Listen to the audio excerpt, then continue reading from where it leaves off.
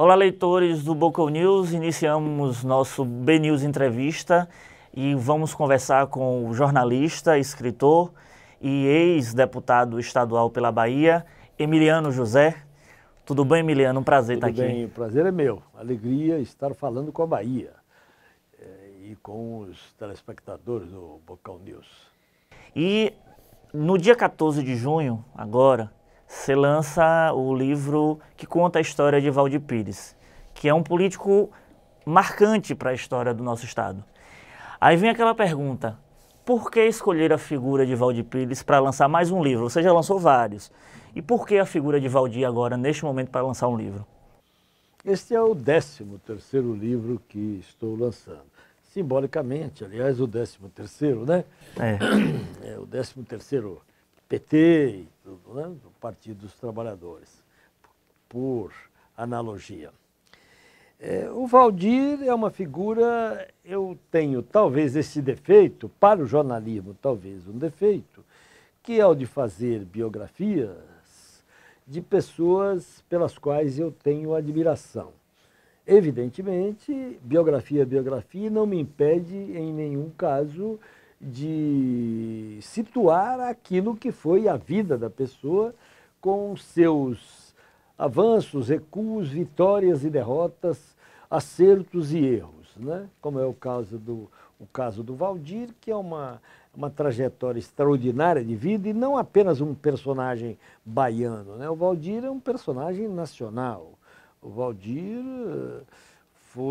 não foi presidente da República, porque o resto ele foi, né? Ele foi ministro, ele foi deputado federal várias vezes, ele foi ministro do governo Goulart, controlador, consultor-geral da República, depois foi ministro do Lula 2 vezes, na CGU e depois na Defesa, fora secretário de Estado lá atrás com 24 anos, no governo Régis Pacheco, deputado federal várias vezes e deputado estadual também.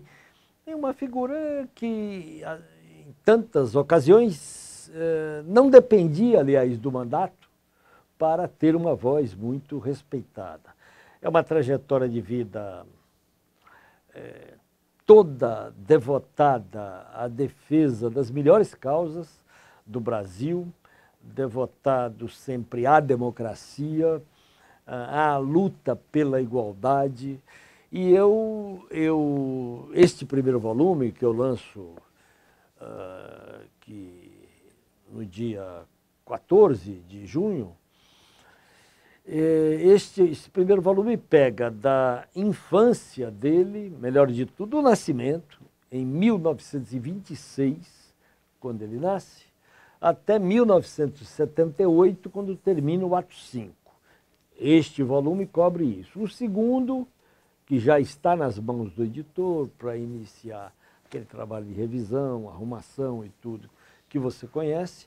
O segundo cobrirá de 1979, 12 de janeiro de 79, quando ele volta à Bahia e assume a luta política novamente, até os dias atuais, até o mandato dele de vereador que você conheceu, quando se encerra, do ponto de vista formal, a atividade política dele, né?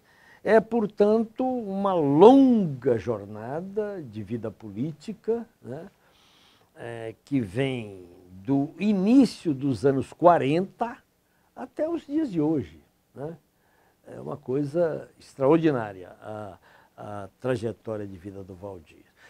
Neste volume, eu pego ele na infância, lá no Cajueiro, onde ele nasce, que mais tarde vai se chamar Cajutiba, nos anos 50, ele já secretário de Estado. Pego ele em Acajutiba, onde ele fica até os 3 anos de idade, e ele vai para Amargosa, então, uma cidade grande e respeitada, porque é curioso quando você começa a estudar a história da cidade e tal. No início do século XX, Amargosa tinha 40 títulos, jornais, 40 jornais para você ter uma ideia. A gente não sabe o que era o jornalismo lá naqueles tempos, né? Tinha um grande cine-teatro, cinema já começando no início do século XX, porque Amargosa era a capital do café, ou Pequena São Paulo, como era chamada, né? Porque o café cresceu lá, não hoje, mas lá no passado, né? Ele vai para Amargosa, o pai coletor federal, e lá ele estuda, faz o primário e depois faz o ginásio em Nazaré das Farinhas, no Colégio Clemente Caldas. E terminado o ginásio, os dois filhos estudando lá, o Walter e o Valdir, o pai, Zeca Pires, diz: Valdir, eu não vou poder manter vocês dois. O Walter vai, já está mais adiantado, vai para Salvador, vai fazer direito e você vai voltar para Amargosa. Não tem jeito, eu não tenho condições financeiras de manter os dois em Salvador. Valdir, triste, tá bem, meu pai, não tem jeito. E o Anísio Melhor, também um poeta muito interessante, você já deve ter ouvido falar, era o diretor do Clemente Caldas, disse, chamou o Valdir, de jeito nenhum. Você é um aluno talentoso, vamos fazer assim, você fez datilografia, bem, é bom datilógrafo, você vai dar aula de datilografia aqui, vai fazer algum dinheiro e vai dar aula de latim, porque houve a reforma Capanema que introduziu o latim no ensino médio, no ginásio.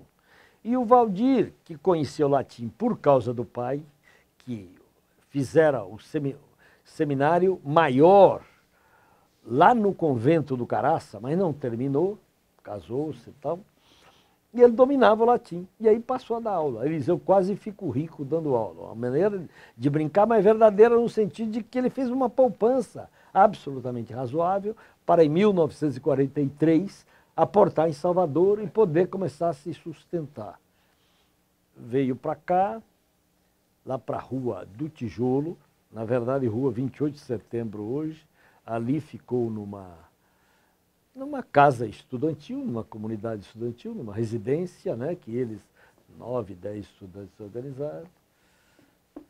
Ali ele conheceu em frente o Cabaré da Clélia. Assim, como diria o Valdir, em termos sexuais, eu tive ali a primeira experiência.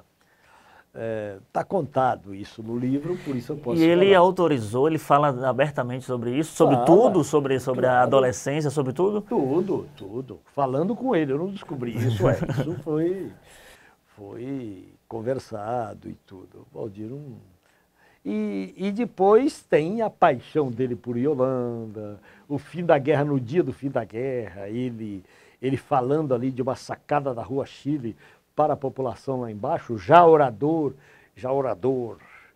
potente, porque o Valdir foi dos melhores oradores que eu conheci na minha vida e não conheci poucos oradores. E o Valdir se dá olhando para a população, cruza com o olhar, com os olhos azuis de Yolanda. E a partir daí ele, como diria a moçada, foi para cima, conquistou Yolanda e seguiu a vida inteira até que ela morresse. Conto a morte dela, eu já vou contar no segundo volume, que ela morre em 2005. E o Valdir, então, termina direito, é o orador da turma de direito, faz um discurso já monumental, é o primeiro orador do Fórum Rui Barbosa, que comemorava no dia da formatura dele, tudo propositadamente, inaugurava-se o fórum, comemorava-se o centenário de nascimento de Rui Barbosa, 1949, e ele faz um discurso memorável sobre Rui Barbosa e os rumos do direito. É um discurso fantástico, pela capacidade que teve de apreender o pensamento de Rui e de repensá-lo historicamente, porque ninguém está lá estático no passado, descobrir coisas que eu, obviamente, por não ser da área do direito, não sabia, descobrir coisas fantásticas como o fato de Rui celebrar o advento da Revolução Russa, como o fato de ele dizer que era necessário recolher as experiências do direito operário nascido lá na Rússia, né? E ele faz uma interpretação do que seria o direito, do que seria o Estado de Direito, do que seria a democracia, do que seria a propriedade social. Tudo isso está no belíssimo discurso do Waldir, uma peça uma peça fantástica, que ali ele já se consagrava como um grande orador, né? Ele acabara de sair de uma febre tifoide, já tivera uma tuberculose, vai ser agredido novamente pela tuberculose depois de casado com Yolanda no início dos anos 50 e sempre foi superando isso. Tanto que ele previa que ele ia ter uma velhice muito sofrida e ia ter uma vida curta. E está agora aos 92. Nem tão curta, porque já está Aos com 92 anos. Ele achava isso. E ele logo assume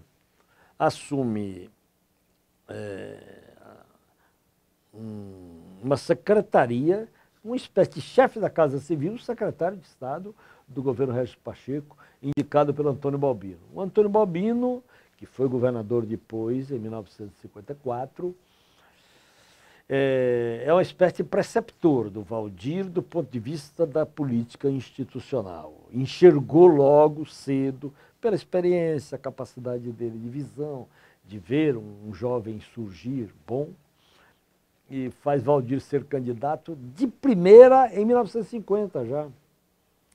Waldir não se elegeu, mas teve 3.000 e alguma coisa votos. Era o início da vida política de Waldir.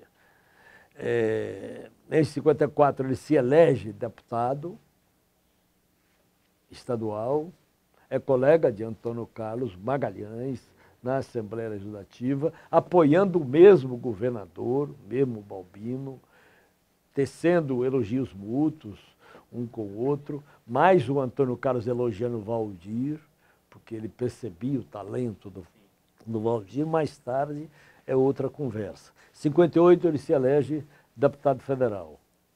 Antônio Carlos também. Antônio Carlos não se elegeu de primeira quando estadual, não.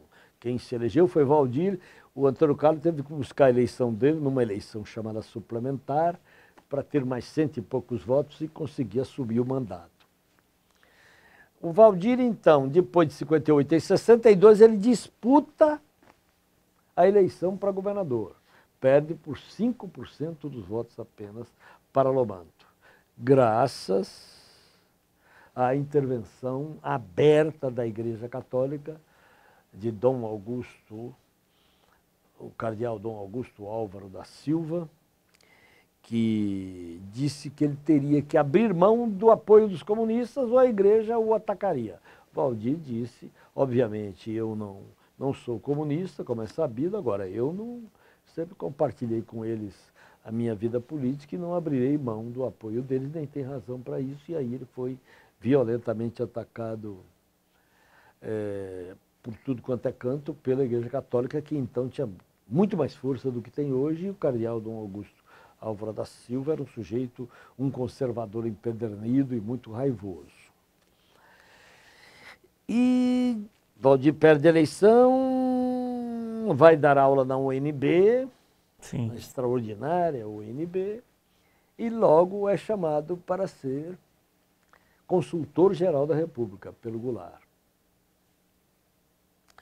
Participa daquele curto período, evidente, de governo do Goulart, que foi um governo extraordinário do ângulo daquilo que era uma proposta de reformas no Brasil.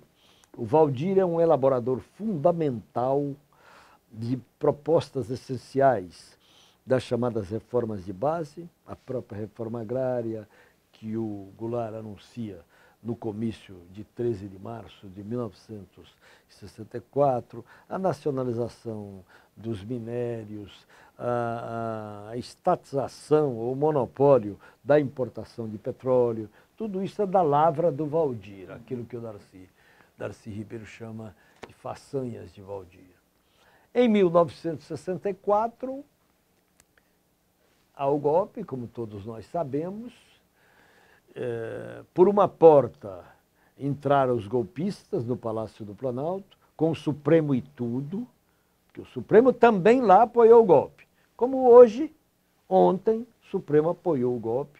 Foi lá o presidente do Supremo para abençoar o Ranieri Mazzilli, novo presidente, no Palácio do Planalto. Ontem, hoje, sempre, o Supremo sempre esteve ao lado dos golpes no Brasil, que ninguém tenha dúvida disso. As provas, a história está aí para registrar. Eles entraram por uma porta com o Supremo e tudo, o Valdir e o Darcy Ribeiro saíram por outra e logo depois estavam embarcando num teco-teco na direção do Uruguai. Num teco-teco, com gasolina de caminhão, porque não tinha outra para fugir. Desembarcaram num descampado, porque o avião ia seguir para diante, mas não podia, porque viram o piloto, o extraordinário piloto, viu uma tempestade à frente e disse, nós vamos cair, então eu vou descer aqui mesmo. Arrodeou, espantou as ovelhas, 2, 3 rasantes e desceu num campo em Arapey. Arapey, no Uruguai já. E dali, o Darcy, no Uruguai, achou logo, foi chamado logo pelo reitor da Universidade do Uruguai para assumir aulas lá. E o Valdir passou 2 anos lá sem conseguir emprego nenhum. Danou-se a estudar francês. Em 6 meses ele aprendeu a língua e se mandou para Paris. Lá na França, ele contata aqui, contata lá, vai dar aula, passou numa seleção lá e vai dar aula na Universidade de Dijon, que é uma universidade respeitadíssima, centenária e tudo, e deu aula também no Centro de Estudos da América Latina, em Paris. E aí ele equilibrou a vida. Os filhos foram, Dona Helena foi, todo mundo equilibrou a vida. Mas ele foi sentindo que podia perder os filhos. Perder significava, e ele viu isso em muitas famílias de exilados, os filhos assumirem a pátria francesa. E já estava acontecendo isso. Namoro, convívio, cultura, hábitos, a cultura de um país você assimila vivendo aquele país. E assim estava acontecendo. O Valdir, então, quando soube do ato 5, contraditoriamente, né? Nós podíamos pensar hoje, quando ele soube do ato 5, significava a ditadura ainda ia durar muito, ele resolve voltar para o Brasil. Quantos muitos foram embora, ele voltou. Contra a opinião de todos os amigos dele. Mas só volta em 1970, porque ele tinha que terminar as aulas, as turmas direitinho e tal, fez o acordo para isso. E desembarcou em março de 1970, ele desembarca no Rio de Janeiro, é levado logo preso para a Polícia Federal, passa um dia dando depoimento e reorganiza a vida no Rio de Janeiro, sem poder vir para cá, para a Bahia, evidentemente, porque o domínio aqui era do Antônio Carlos e tal, ele não podia voltar e reorganizou a vida lá. Teve que quebrar pedras. Mas essa rixa com Antônio Carlos já conta nesse livro ou vem no próximo? Ele só aparece aqui de raspão, porque ele virá com força no 2º volume. É quando ele aparecerá com toda a pujança, né? No 2º volume. Agora, a sua pesquisa, basicamente, ela foi feita o seu livro foi feito dos relatos de Valdir, ou você foi a fundo, foi em pesquisa de jornais, locais? Como é que se constituiu o livro? Não tem jeito de você... Claro, você pode fazer um livro, Palavras de Valdir. Sim. Você pode, eu tenho... 2013 eu passei ouvindo, né? Então, tenho entrevista com ele que não acaba mais, porque é um filão de ouro ouvir Valdir. Eu tinha que fazer isso. Como o Fernando Moraes agora está com o filão de ouro do Lula, ele mesmo falou, viajou com Lula para o quanto é lá nesses últimos tempos, e naturalmente vai ser um trabalho excepcional, mas não vai ficar só ali também, na palavra do Lula.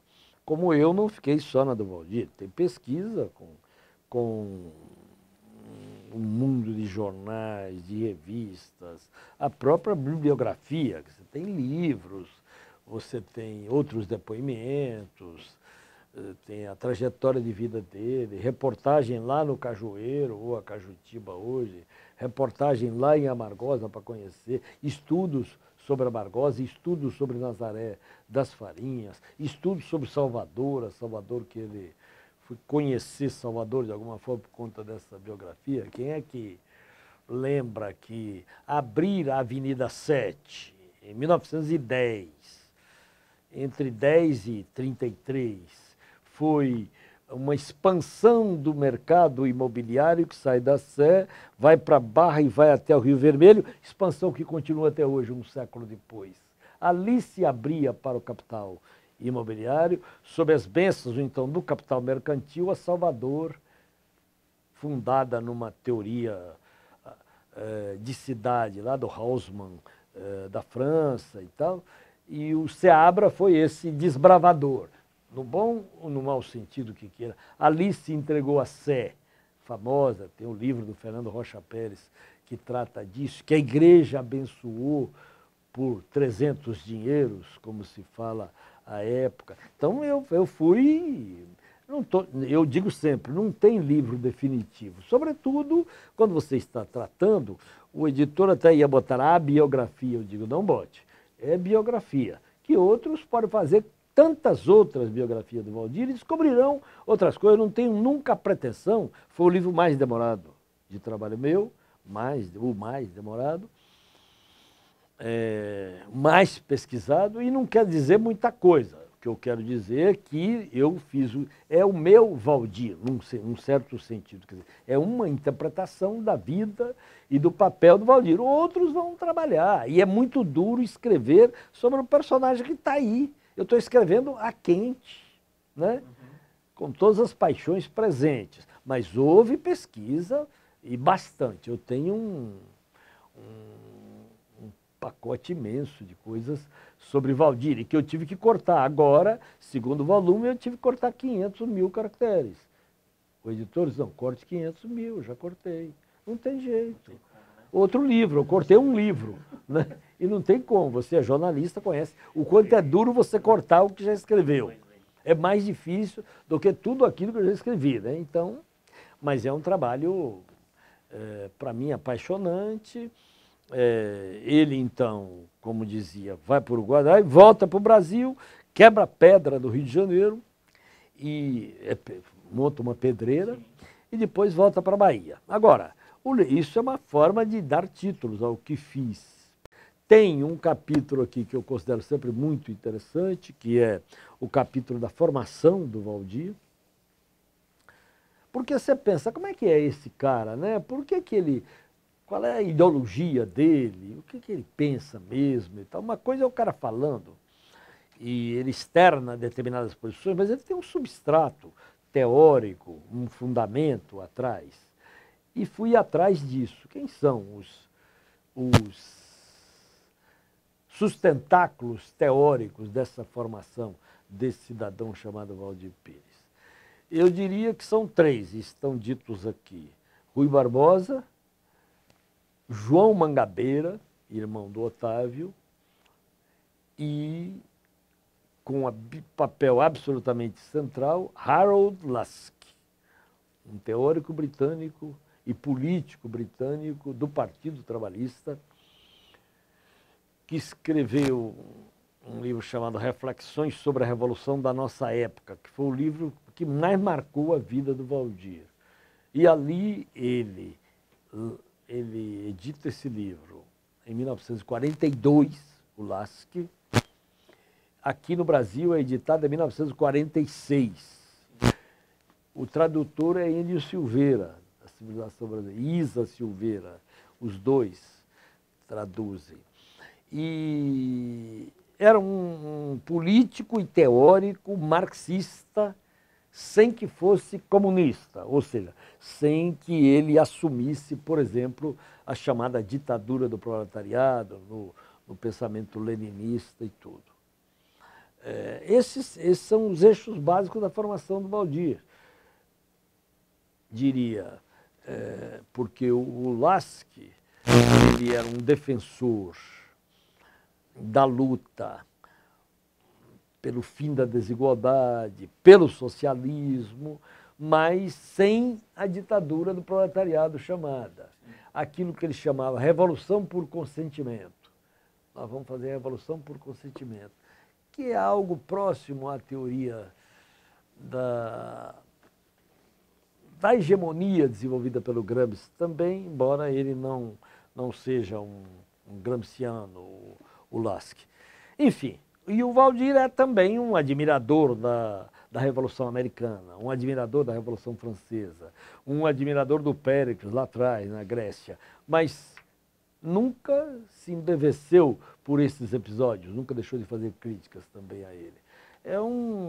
Não é um político qualquer, o Valdir. Ele tem um substrato teórico muito forte e que ele não variou.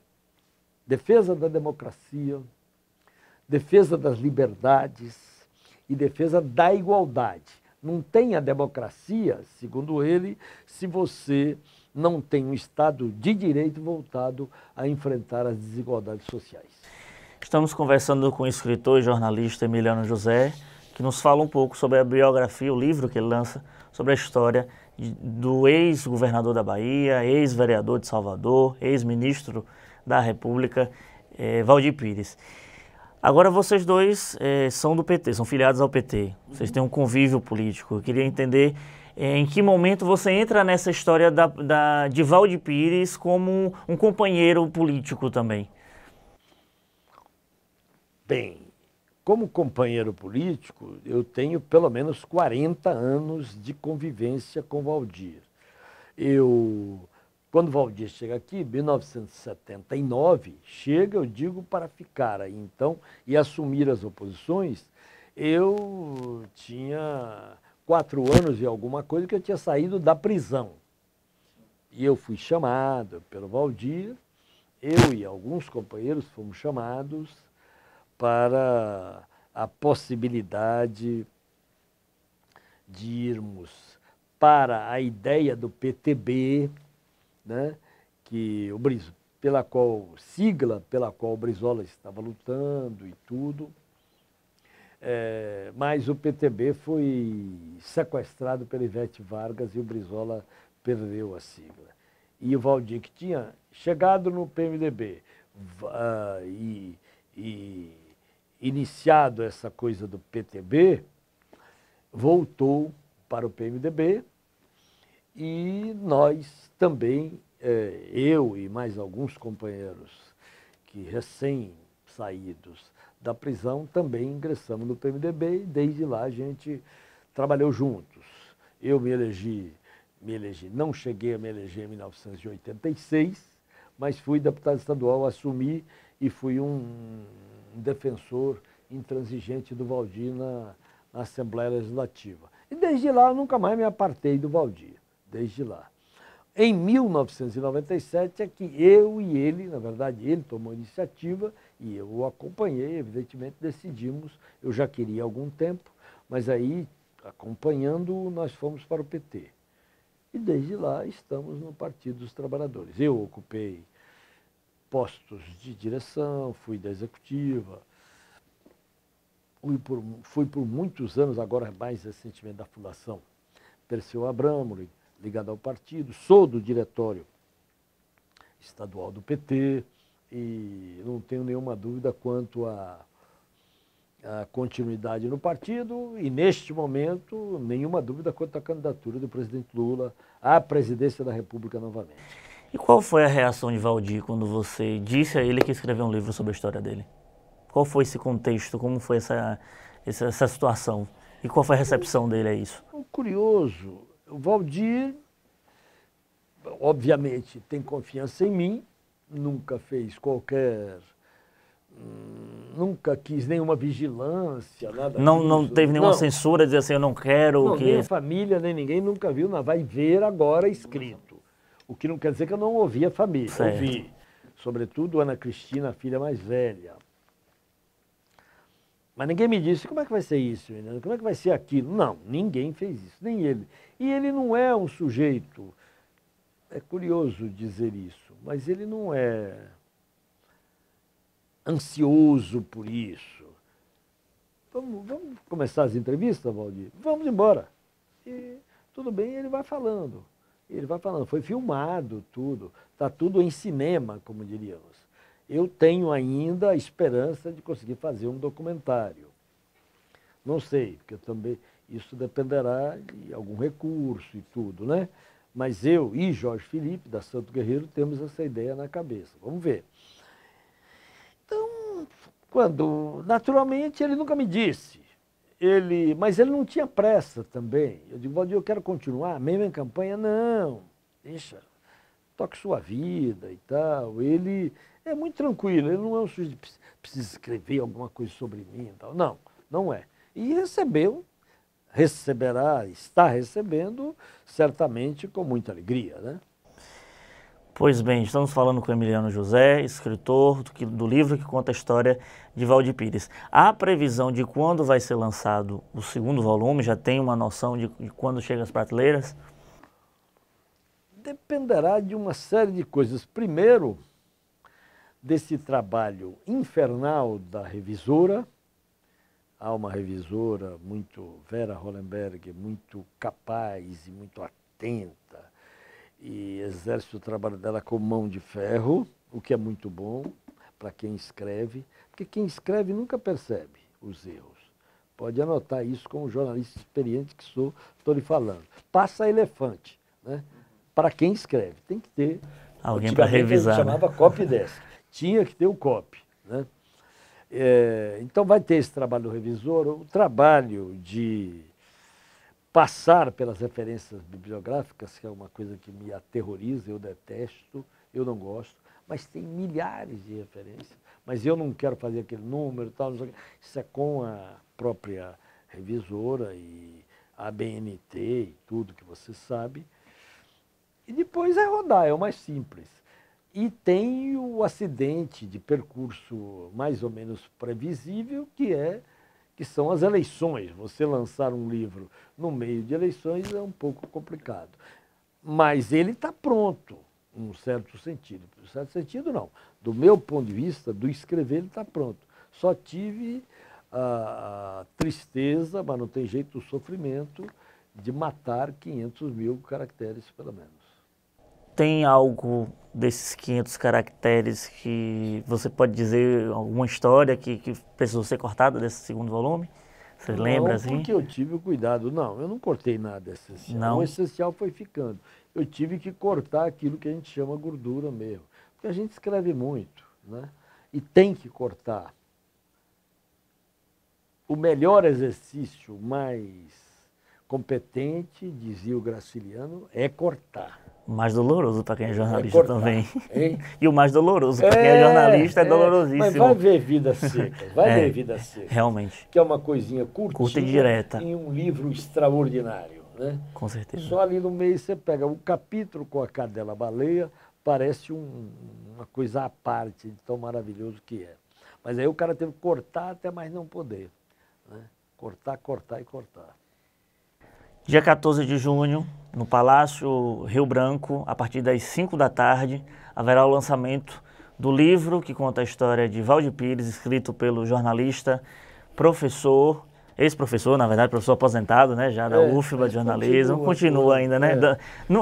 Quem é professor nunca deixa de dar aula, né? Doutorado, mestrado, sempre em bancas e tal. Escrito por ele, que eu tenho o prazer de entrevistar, que eu conheci quando era adolescente lá em Conceição do Coité, era menino, um prazer também falar um pouco sobre a história de Valdir, que também eu tive um convívio com Valdir na Câmara de Vereadores, no tempo que eu fui setorista aqui pelo Boca News, acompanhei esse último mandato de Valdir, e é um prazer ter ele entrevistado aqui no nosso Boca News Entrevista, e espero sucesso, tanto do primeiro quanto da segunda edição desse livro. A minha grande alegria de estar aqui, conversando com a Bahia, conversando com os telespectadores, né? os internautas. É um prazer muito grande, porque é uma maneira de apresentar este cidadão extraordinário, essa figura da nossa república, da luta democrática, da luta pelas liberdades. É um prazer imenso fazer isso E agora, depois, com o segundo volume, nós estaremos aqui de novo, outra vez. Pois bem, então encerramos nosso B-News Entrevista, voltamos com mais edição e tenha certeza, Emiliano, você vai estar aqui de volta para contar um pouco sobre a história do segundo livro, tá ok? Estaremos. Compromisso fechado aqui para você, internauta do Boca News, e acompanhe sempre nosso noticiário através do www.bocanews.com.br. Até lá!